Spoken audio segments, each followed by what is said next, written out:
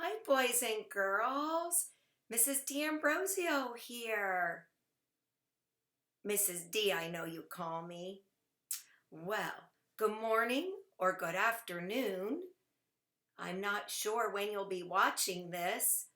If you did not watch the first video, please go back and do that. It is all really good information about what I'm going to talk about today. So go ahead and watch that first if you didn't. If you did, you are all set. I miss you. I used to have so much fun out at recess seeing all of you all together. You'd come up and say, "Look at me doing this. Look at me doing that." I miss that, but I bet you're at home and you get outside a lot, riding your bikes, doing sidewalk chalk. Maybe watching some birds, looking at nature, that kind of thing. Have you seen any cherry blossoms? I don't know if you know this about me, but I love cherry blossoms. And it's inspired me to learn more about them. And I'd like to share that with you. It's really fun to learn about these cherry blossoms. They're all around us right now. Aren't they so beautiful? Let's take a look at our lesson today. Boys and girls, I know that Mrs. Marmor had talked to you about informative writing. And informative writing is based on facts. Well, today, our essential question is going to be based on facts. Our essential question, our EQ, how do readers and writers share information? Well, boys and girls, you share information about what you're interested in. You look at the world around you. I'm interested in, let's see. Well, I was interested in cherry blossoms. Do you like my little blossoms here? Aren't they cute? All right. So, but if we want to know more, where do we get that information? Through books. We might go to the library and check out a book. We might ask our teacher if she has any books. TV. We get information on certain programs, the Animal Channel, National Geographic for kids. Online, we might look it up. We might Google it. Magazines or journals. Maybe you get My Big Backyard or Ranger Rick and you have information about animals. Your parents might listen to podcasts when they want to know more things. And you know what? A very good source of learning about things is from other people. Yes, you remember what you hear. It's not only what you see with your eyes, it's what you hear with your ears. That's how we get information. Then, once we get this information, we like to share it. So then we share. How do we share that information? Well, a lot of times at school, we've had show and tells where you show and tell something to the group. So that's one way to tell somebody. Yeah. Another way is to write about it. That's what we're doing today. You're going to write some facts and you show. That's another way we share information. So let's review this just a little bit before we move on. So first we find something we might be very interested in, which I was very interested in cherry blossoms. Okay, so then we say, how do readers and writers share that information? Through books, TV, online. magazines, podcasts, and other people. Then, when we get the information, we like to share it by telling, writing, and showing. So I first became interested in cherry blossoms when I kept hearing everybody talk about the Cherry Blossom Festival. Now that is in Washington, D.C., our nation's capital. You see a lot of flags and monuments down there. And I said to Mr. D, we need to take a family trip and go down there to see those cherry blossoms. There's thousands of trees. So one year we took the family and we went down to Washington, D.C. on a field trip, kind of like we're doing today in a way. And we rode bikes around and looked at all the blossoms. Boys and girls, it was beautiful. Boys and girls, do you know why blossoms are so special? Well, it's a big word, but I want to share it with you. Blossoms are so very special because they're fleeting. Do you know what fleeting means? Fleeting means they come and then they go. They might only be here maybe a week or two, and then their beauty is gone. So that's why people like to capture the beauty of a blossom with cameras or spending time outdoors, taking walks, and looking at these beautiful nature sites. So today, I wanted to share with you this book. When we are writing in the informative way that Mrs. Marmore taught you about, it's full of facts. So I chose a non-fiction book. See how it has real pictures on it? It's like a photograph, right? And I see the Washington Monument in the background over here. Yeah. And see the cherry blossoms? Cherry blossoms say spring. This is a nonfiction book. It will be true. It will be full of facts for us. Cherry blossoms say spring.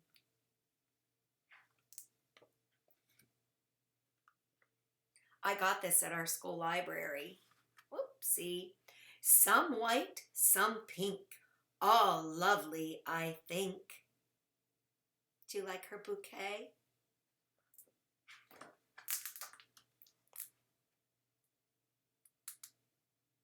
Each year, when spring returns, robins dance on new grass. Drowsy bees sing to swaying daffodils. Warm breezes make tulips take a bow.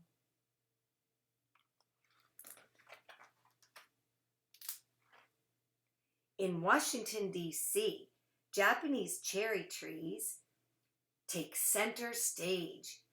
Their tight pink buds open to put on a breathtaking show. Look around the tidal basin, and then in the East Potomac Park, around Washington Monument, and in unexpected pockets here and there.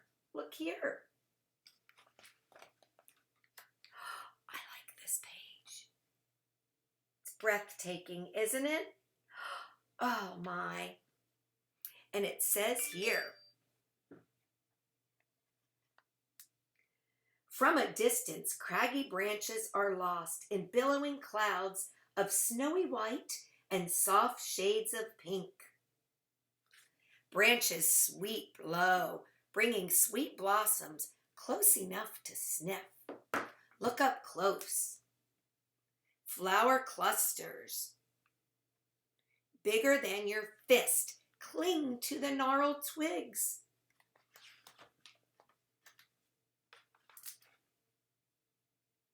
Some trees have been showing off since 1912, when the people of Tokyo, Japan, sent them as a gift of friendship to America. so pretty. I see an old photograph here, right there. New trees are planted now and then, but one thing never changes.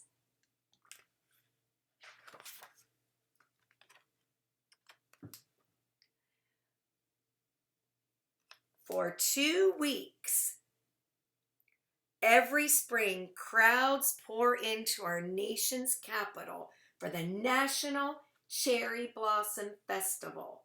They fly kites on the National Mall. They watch a parade and cheer for the Cherry Blossom Queen.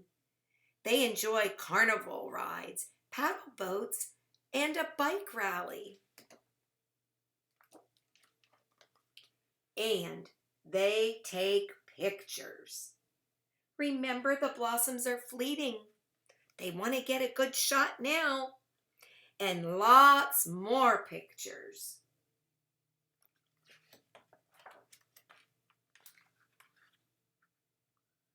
Too soon, the party's over. Delicate petals fade, then fall. In their place, dark leaves and small bright cherries appear. Do you see the kitten with all the petals that have fallen? Stroll among the trees in summer, fall, or winter, and it's easy to forget the magic hiding inside.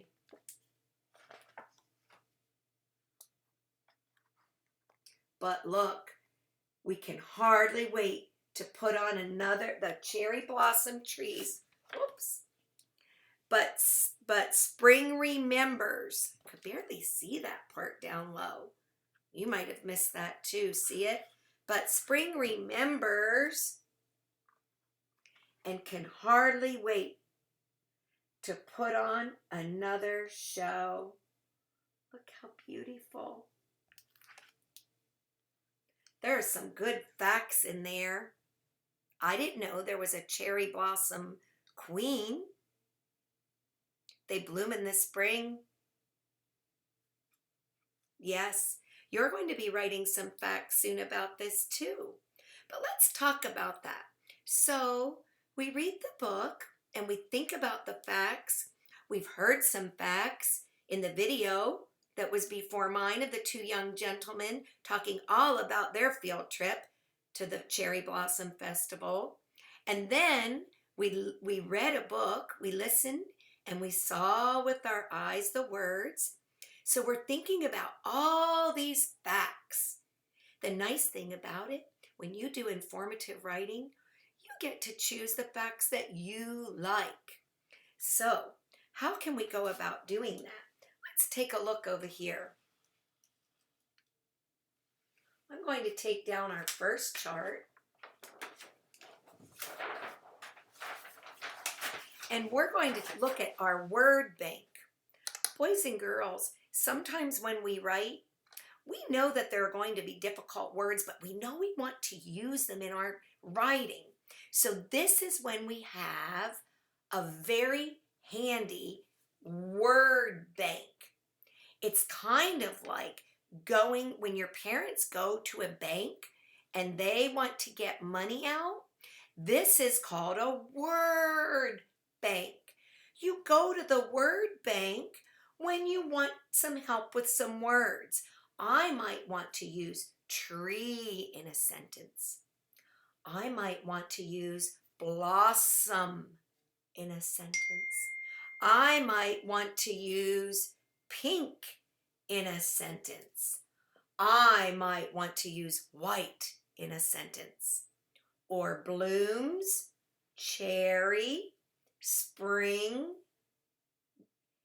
On the outside of the tree, I put some more difficult words, but you might want to use them. Gift, Japan, Hanami. That wasn't in the book. I'm going to tell you about that. Beautiful and peak. We've talked a lot about peak season, but we haven't talked about Hanami.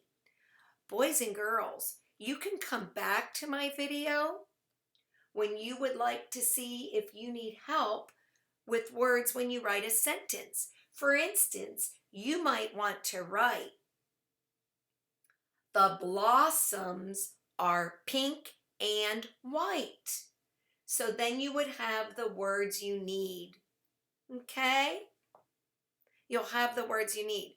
Let's talk a little bit more about a Hanami. Hanami is the celebration of the cherry blossoms. I have some cherry blossoms here today. I picked them from my tree this morning. The Hanami, and some people say Hanami, is the Japanese people would have a festival underneath the cherry trees. Wouldn't that be so fun to be under the cherry trees together and have a picnic? A Hanami? Then, boys and girls, do you see the blossom up close? Very close. Boys and girls, the fun thing about being interested in something, it doesn't have to stop with just learning about one part about it. You then might decide, maybe I'd like to learn a little bit about flowers and arranging them. Yeah. So I think I'll learn it. I'll just take a vase. This is just a plastic jug with rocks in it. And I think I'm going to bring my Hanami or my little picnic inside. I put them in a vase. You can continue your own cherry blossom festival by doing that. And they're so beautiful, you might want to draw or paint them. The other thing is, sometimes I think, I wonder if there are any, I get out my phone and I say, I wonder if there are any songs or something that would be nice for a cherry blossom festival.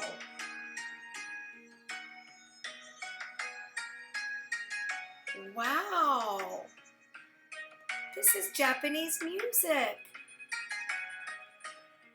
I like that. I like learning about different things and then even expanding more and finding out more about them.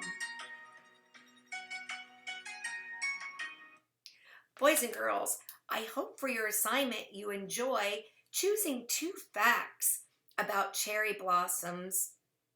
Remember, if you need to, and there's some words that you're not sure about, you can go back to the word bank. Tree, blossom, pink, white, blooms, cherry, spring, gift, Japan, Hanami, beautiful, peak.